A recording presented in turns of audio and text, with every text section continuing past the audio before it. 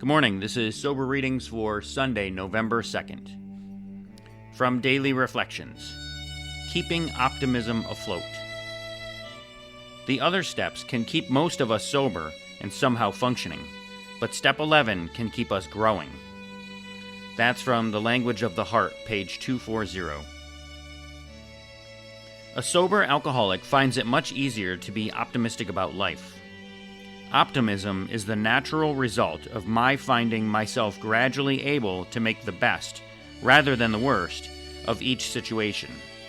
As my physical sobriety continues, I come out of the fog, gain a clearer perspective, and am better able to determine what courses of action to take. As vital as physical sobriety is, I can achieve a greater potential for myself by developing an ever-increasing willingness to avail myself of the guidance and direction of a higher power.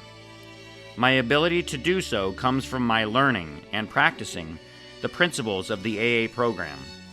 The melding of my physical and spiritual sobriety produces substance of a more positive life.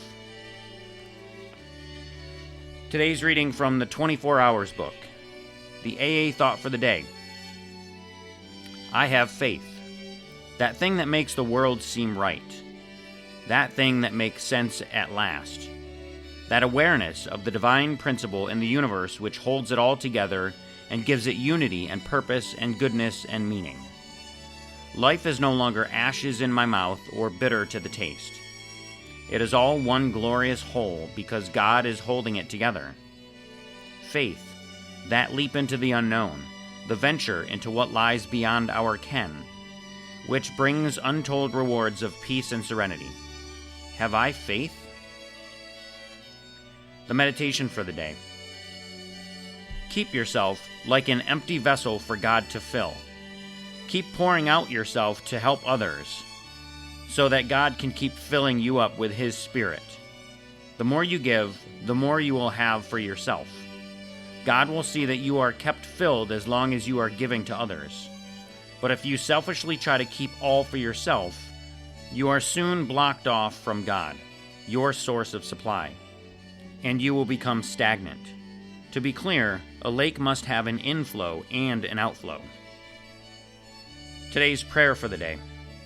I pray that I may keep pouring out what I receive. I pray that I may keep the stream clear and flowing. And finally, today's reading from As Bill Sees It, page 128. Back to work. It is possible for us to use the alleged dishonesty of other people as a plausible excuse for not meeting our own obligations. Once, some prejudiced friends exhorted me never to go back to Wall Street. They were sure that the rampant materialism and double-dealing down there would stunt my spiritual growth. Because this sounded so high-minded, I continued to stay away from the only business that I knew.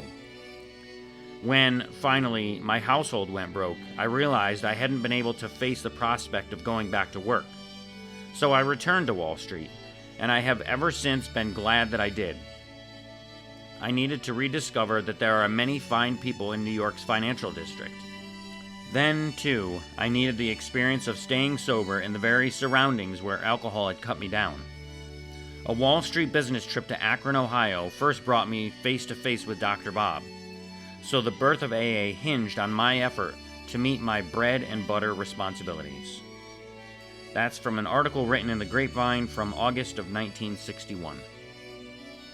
And that's it for today's readings. Thanks for listening. Until next time, don't drink, go to a meeting, and keep coming back. Have a great day. And as my friend Larry says, best day ever.